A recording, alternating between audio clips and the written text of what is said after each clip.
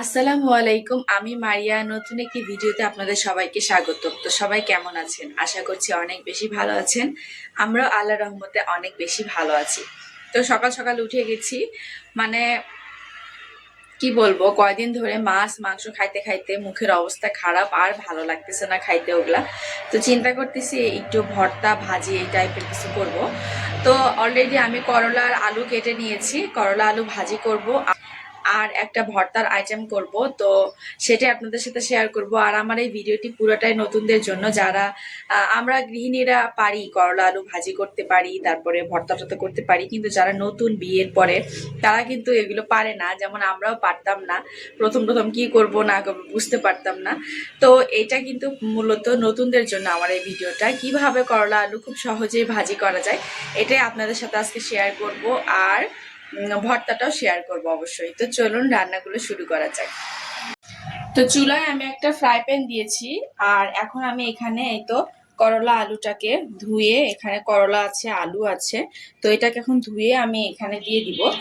আর একটা টিপস দিই আপনাদেরকে, হচ্ছে যখন করলাটা আপনারা পাতিলে দিবেন ঠিক তখনই ধুয়ে দিবেন, এর আগে করলায় পানি দিবেন না। করলায় যদি এর আগে পানি দেন তাহলে কিন্তু করলা তিতো হয়ে যাবে। তো ঠিক যখন পাতিলে দিবেন তখনই করলাটা ধুয়ে পাতিলে দিয়ে দিবেন, এর আগে পানি ইউজ করবেন না। আর করলা ভাজি অনেকে অনেক ভাবেই করে, আমি আজকে এইভাবেই করে দেখাচ্ছি, একদম সব দিয়ে তুলে দিয়ে। তো আমি এখানে আগে করলা আলুটাকে ভালো করে ধুয়ে তুলে দিচ্ছি ফ্রাই প্যানে। আমি সবগুলো করলা আলু দিয়ে দিলাম। এখন আমি এখানে দিয়ে দিব পেঁয়াজ কাঁচামরিচ, সবগুলো দিয়ে দিচ্ছি। এখন আমি এখানে দিয়ে দিচ্ছি লবণ।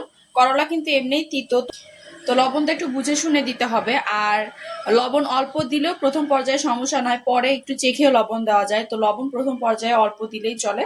তো আমি লবণটা দিয়ে দিচ্ছি পরিমাণ মতো, দিয়ে দিচ্ছি একটু হলুদ গুঁড়া, দিয়ে দিচ্ছি একটু জিরার গুঁড়া।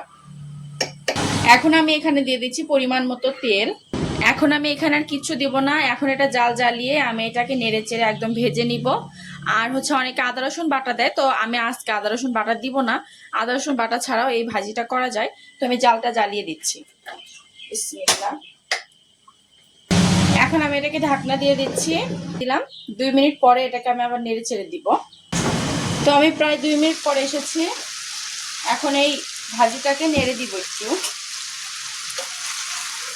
ভাজির জালটা এখন মিডিয়ামে রেখে এটাকে সুন্দর করে ভেজে নিতে হবে।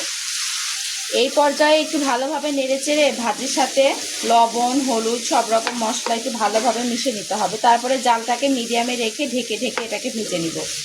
আর এই করলা ভাজিতে কিন্তু কোনো পানি ব্যবহার করব না, পানি ছাড়াই এটা মিডিয়াম আঁচে রেখে সুন্দর করে ঢাকনা দিয়ে সেদ্ধ করে নেব, ভেজেও নিব। তো এতে এখন আমি ঢাকনাটা আবার দিয়ে দিলাম। আমি আবার একটু এটাকে নেড়ে দিচ্ছি, ঢাকনাটা খুলে নিলাম। এখন এই তো নেড়ে চেড়ে দিচ্ছি। এটার কোনো কাজ নাই, আর তেলও দিতে হবে না। দেখুন তেল কত বের হয়ে এসছে। এই তো এই তেলে এটা ভাজিও হয়ে যাবে। শুধু লাস্টের দিকে একটু লবণ চেখে দেখবেন, যদি লবণ দিতে হয় তাহলে দিবেন, কিন্তু এটা ভাজি হতে আর একটু সময় লাগবে। ঢাকনাটা আমি আবারও দিয়ে দিলাম। তো আমার ভাজিটা কিন্তু হয়ে গিয়েছে। দেখুন আমি বারে বারে নেড়ে নেড়ে এটাকে খুব সুন্দর করে একদম ভাজি করে নিয়েছি। তো অনেকে চাইলে এর একটু আগ মুহূর্তে নেমে নিতে পারেন, আবার অনেকে চাইলে আর একটু ভাজতে পারেন, কিন্তু আমি আর ভাজবো না। আমি ঠিক এরকম মুহূর্তে এটাকে নেমে নিব। আর আমি চেখে দেখেছি অনেক মজা হয়েছে, খেতে অনেক বেশি মজা হয়েছে। আমি একটু ঝালটা বেশি দিয়েছি। তো এইভাবে কিন্তু খুব ইজিলি আপনারাও করলা ভাজি করে নিতে পারেন যারা নতুনেরা আছেন। আমিও প্রথম প্রথম বিয়ের পরে কিছুই পারতাম না, তো আমার দিকটা ভেবে আমি নতুনদের জন্য এটা আর কি করলাম, এই ভিডিওটা করে দেখালাম করলা ভাজি। তো এখন আমি এটাকে উঠিয়ে নিচ্ছি, জালটা বন্ধ করে দিলাম। তো এখন আমি বাটিতে উঠিয়ে নিচ্ছি। এই তো, আর তেলটা কিন্তু খুব বেশি হয়নি আবার খুব কম হয়নি, মিডিয়ামে আছে। আর আমি আর তেলও দিইনি এখানে, যতটুকু তেল প্রথমে দিয়েছিলাম ঠিক ততটুকুই। এই তো আমি সবগুলো ভাজি একদম উঠিয়ে নিয়েছি। তো খেতে কিন্তু অনেক মজা হয়েছে, দেখতেও অনেক সুন্দর হয়েছে। তো আমি এখন এই ফ্রাই প্যানে ভর্তা করে নিব। তো আমি এখন ভর্তা করে নিব। ভর্তার জন্য আমি এখানে নিয়েছি এই তো পেঁয়াজ মরিচ রসুন আছে এখানে, আর একটা আলু নিয়েছি। আলু আপনারা চাইলে নাও নিতে পারেন, আলুটা নিলে হয় কি আঠালো হয় ভর্তাটা। আর এখানে গলদা চিংড়ি নিয়েছি আমি 2টা, বড় সাইজের দেখে আমি কেটে নিয়েছি। এখানে আমি এই সম্পূর্ণটা আমি ফ্রাই প্যানে দিয়ে ভেজে নিব, ভেজে ভর্তাটা করে নিব। দিয়ে দিচ্ছি একটু পরিমাণে তেল। তেলটা একটু গরম হয়ে এসেছে, এখন আমি এগুলো সব দিয়ে দিচ্ছি।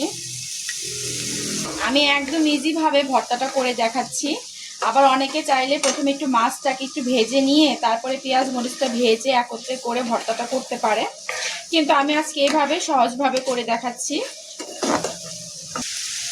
দিয়ে দিচ্ছি ভর্তার স্বাদ মতো একটু লবণ, আর দিয়ে দিচ্ছি কালারের জন্য 1 চিমটি পরিমাণ হলুদ, শুধু কালারের জন্য, ভর্তার সুন্দর একটা কালার আসবে এই জন্য। এখানে আর কিছু দেবো না, এখন এটাকে ভালো করে নেড়ে চেড়ে আমি ভেজে নিব। আর পানি ইউজ করব না, এখানে কোনো রকম কোনো পানি দিব না, শুধু ভর্তাটাকে আমি ঢাকনা দিয়ে ঢেকে ঢেকে এখন এটাকে ভেজে নিব। তো আমি এখন ঢাকনাটা দিয়ে দিচ্ছি আর চুলার জালটা মিডিয়ামে রেখে এখন এটাকে আমি ভেজে নিব। দেখুন আমার ভর্তার ভাজিটা প্রায় ভাজা হয়ে গিয়েছে, আর একটু ভেজে নিব, তাহলে ভর্তাটা অনেক শক্ত শক্ত হবে, আঠালো হবে ভর্তাটা।